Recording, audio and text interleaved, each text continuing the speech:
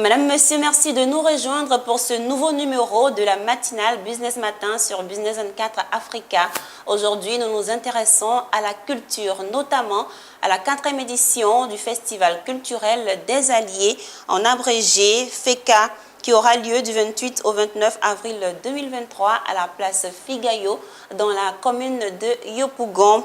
C'est un festival qui met un point d'honneur sur les alliances interethniques et c'est une initiative de l'ONG WAFI. C'est tout de suite, restez avec nous.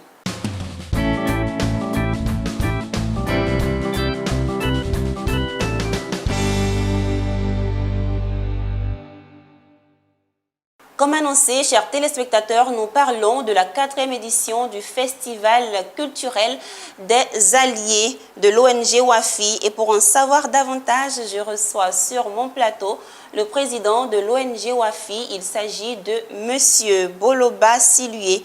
Bienvenue, monsieur. Bonjour, merci beaucoup à Business 24. Tout le plaisir de vous recevoir sur notre plateau. Merci beaucoup. Alors, vous êtes là pour nous parler du Festival culturel des Alliés. Oui, effectivement, je suis là pour parler de ce grand festival qui a commencé il y a un peu longtemps et qui se déroulera cette année à Abidjan. Alors, avant de rentrer dans les détails, nous allons vous demander de présenter votre ONG, l'ONG WAFI. Alors, je suis le président de l'ONG WAFI. C'est une ONG qui a vu le jour depuis 2002, juste après la crise qui s'est déclenchée en Côte d'Ivoire.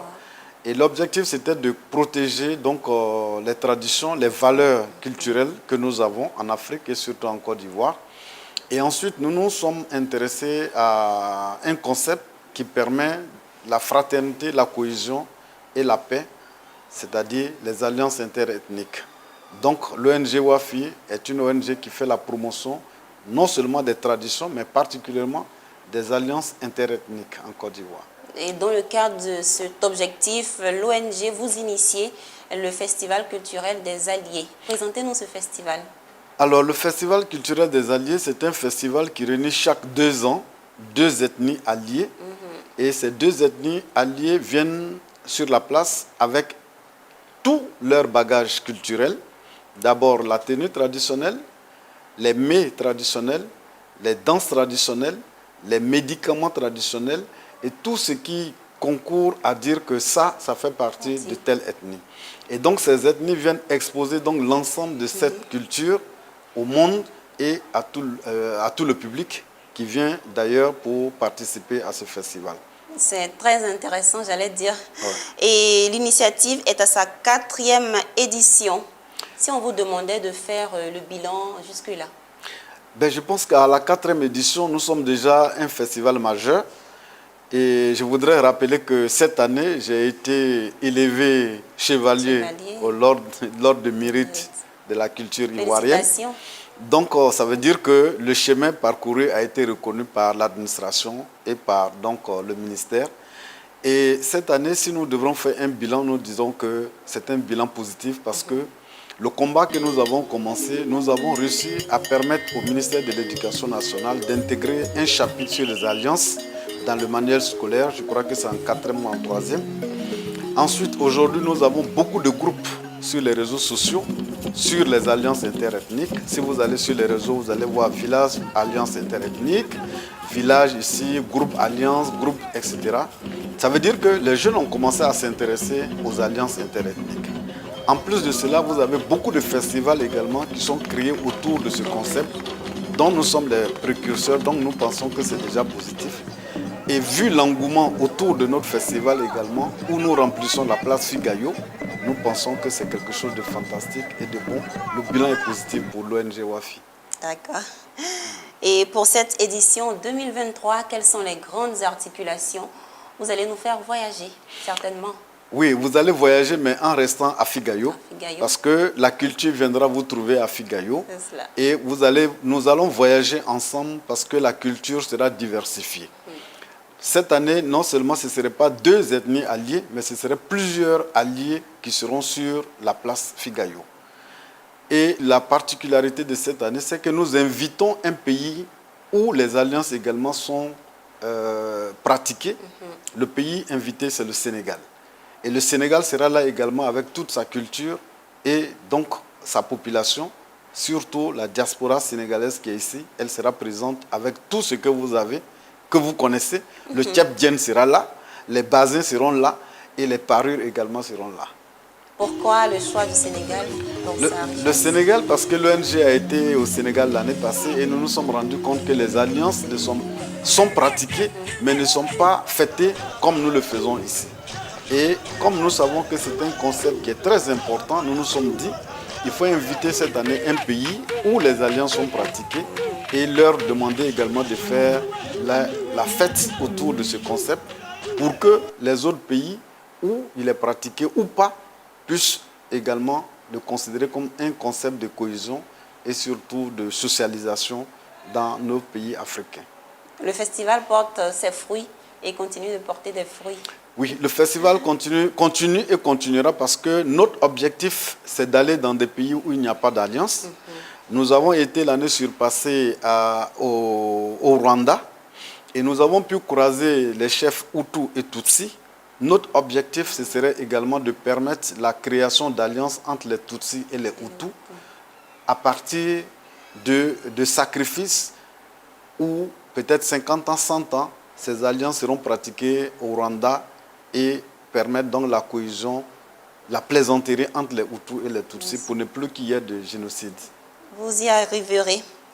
Et pour cette année, l'innovation au-delà du pays invité, quelle est l'innovation de cette année 2023? Alors l'innovation, c'est que il y aura des expositions ventes autour parce qu'il faut créer également des ressources et donc permettre à des gens de pouvoir se croiser pour pouvoir continuer des activités génératrices de revenus. Donc cette année, nous allons permettre des expositions ventes autour du festival.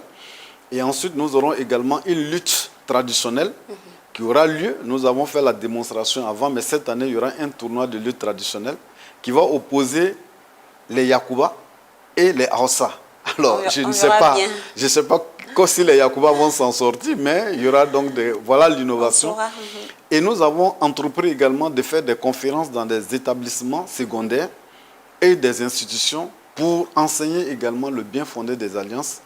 La première a eu lieu le 8 mars au lycée municipal à Tekoubé et la seconde, ce serait le 29 mars, c'est-à-dire demain, au lycée moderne 1 de Grand Bassam, où le corps enseignant et les élèves vont apprendre l'importance des alliances et comment jouer également les alliances. Bien sûr. Voilà. Alors, Monsieur Silué, qui sont les participants de ce festival? Alors, les participants cette année, c'est beaucoup d'ethnies parce que le royaume de l'Indénié viendra avec sa tradition. Vous avez également le Poro, la région du Poro qui sera présente. Vous aurez la région des montagnes qui seront présentes. Vous aurez le Maou qui seront présents avec des masses, etc. Il y aura également les Gourous. Donc cette année, comme je le dis, ce n'est plus deux ethnies alliées parce que nous avons passé quand même 4 années, 5 années sans faire le festival. Donc pour donner encore une image plus forte, nous avons invité plusieurs alliés qui vont se retrouver sur le même plateau pour faire donc la fête. D'accord. Alors, comment prendre part à ce festival? Alors, ici, le festival, il est ouvert, il est gratuit, il n'est pas payant parce que nous voulons la cohésion, la paix ne se paye pas. Donc, nous voulons que les gens viennent apprendre et donc le festival est ouvert à tout le public, enfants, jeunes, vieilles personnes, etc. C'est ouvert à tout le monde. Vous pouvez venir danser. Mais seulement ce que nous souhaitons que les gens viennent en tenue traditionnelle.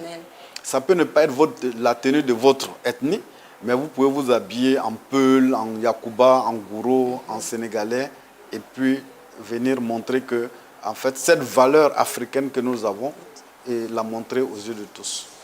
Monsieur Silué, c'est déjà la fin de notre échange. Nous allons vous demander de rappeler les dates et le lieu de l'événement. Alors, les dates, c'est le 28 et le 29. La journée phare, c'est le 29 avril 2023. C'est à la fin du mois prochain. Et nous invitons tout le public ivoirien et surtout tous ceux qui vivent sur le sol ivoirien. Nous invitons les touristes parce qu'il y aura des expositions. Et nous invitons plus la jeunesse et le politique. Parce que, comme il est dit, un allié ne doit jamais faire verser le sang de son allié. Or, sachant très bien que dans chaque parti politique, nous avons plusieurs ethnies qui composent le parti. Ça veut dire que j'ai un allié dans tel ou tel parti. Ça veut dire que je ne dois pas agresser. Et en agressant le parti politique adverse, ça veut dire que je peux blesser un allié. Et donc, nous lançons cet appel aux politiques. Qu'ils soient là, nous allons inviter les partis politiques et nous allons inviter la jeunesse pour venir écouter ce message de paix. Et le dernier message que je voulais lancer, c'est de dire à l'UNESCO, à l'ONU, à l'EUIA, à ces institutions, que l'Afrique de l'Ouest a un concept, a un médicament pour résoudre les conflits et surtout prévenir, c'est les alliances interethniques. Merci beaucoup d'être passé. Et merci surtout pour cette initiative, ce festival, puissant outil de cohésion sociale. Merci, je vous remercie. Rendez-vous les 28 et 29 à Yopougon. Merci beaucoup, je vous remercie. Merci à vous de nous avoir suivis. Sachez que nous avons parlé du festival culturel des Alliés FECA qui se tiendra les 28 et 29 à la place Figayo dans la commune de Yopougon. Mais ne bougez pas, Business Matin se poursuit.